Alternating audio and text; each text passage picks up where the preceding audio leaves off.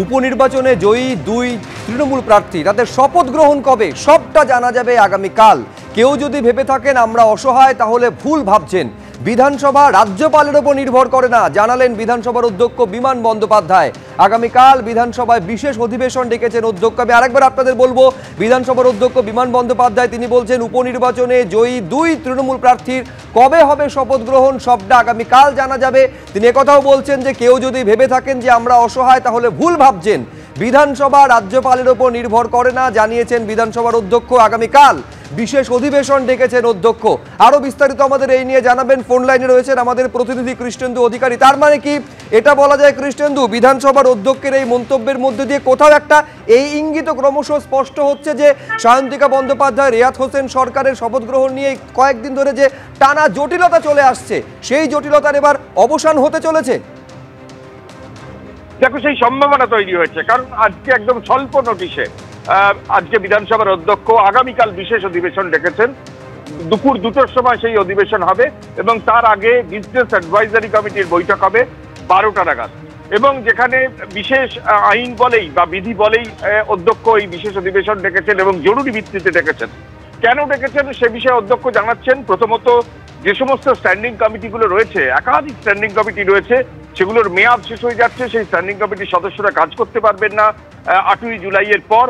সেক্ষেত্রে স্ট্যান্ডিং কমিটির মেয়াদ বৃদ্ধি না করলে একটা সংকট তৈরি হবে।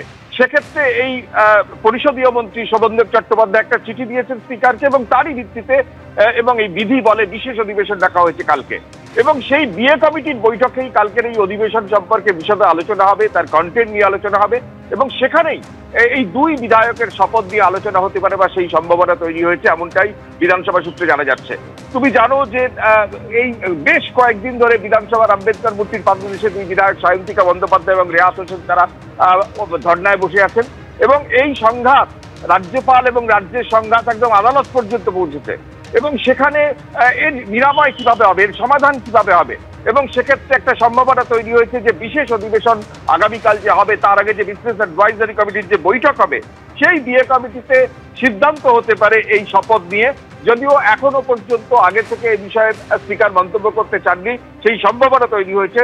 তিনি বলছেন যে যেহেতু এই সমস্ত কমিটি স্ট্যান্ডিং কমিটির মেয়াদ শেষ হয়ে যাচ্ছে এবং সেই মেয়াদ শেষের আগে মেয়াদ বৃদ্ধির জন্য বিশেষ অধিবেশনের প্রয়োজন আছে এবং বিধি বলেই সেটা ডাকা হয়েছে। এবং যেটা জানা যাচ্ছে বিএ কমিটির সেই বৈঠকে এই শপথ গ্রহণ নিয়ে আলোচনা হতে পারে এবং সেক্ষেত্রে একটা সম্ভাবনা তৈরি হয়েছে যে রাজ্যপাল সংঘাত, এমনকি বিধানসভার অধ্যক্ষ যেভাবে উপরাষ্ট্রপতির দ্বারস্থ হয়েছেন, রাষ্ট্রপতির দ্বারস্থ হয়েছেন, গোটা বিষয়টা নিয়ে মুখ্যমন্ত্রীর মন্তব্য নিয়ে আদালতে পর্যন্ত গেছেন স্বয়ং রাজ্যের সাংবিধানিক প্রধান। গোটা যে বিতর্ক তৈরি হয়েছে দুজন নির্বাচিত বিধায়কের শপথ গ্রহণ অনুষ্ঠানকে ঘিরে যেভাবে নজিরবিহীন সংঘাত তৈরি হয়েছে, সেটা আগামীকাল বিএ কমিটির বৈঠকে তার অবসান হবে, সেই দিকেই এখন নজর।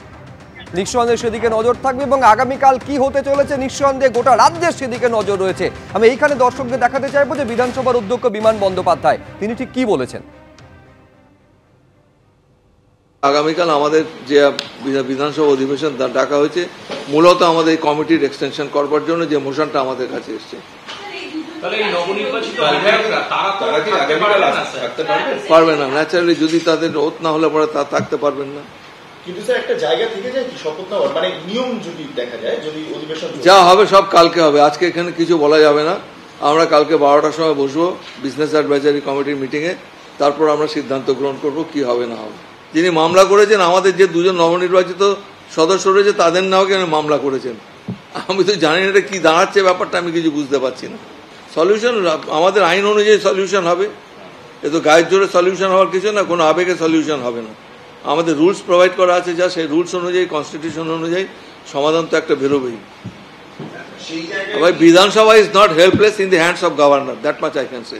যদি কেউ মনে থাকে যে আমরা অসহায় হয়ে গেছি, তার ভুল ধারণা। এবার আপনাদের দেখাবো বিজেপি বিধায়ক অগ্নিমিত্রা পাল, তিনি কি বলছেন। আমাদের মহামহিম গভর্নরের পুরো এখতিয়ারে জুরিসডিকশনে এই শপথ গ্রহণ তিনি নিজে চাইলে নিজে করাবেন বা তিনি যদি কাউকে দিয়ে করাতে চান সেটা উনি ডিসাইড করতে পারবেন।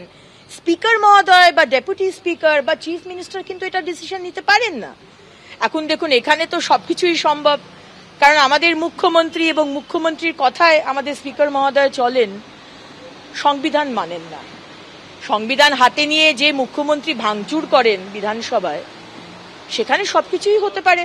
এর আগের সেশনে তো স্পিকার মহোদয় সেশন ডেকেছিলেন, কিন্তু আমাদের মহামহিম রাজ্যপালকে ডাকা হয়নি।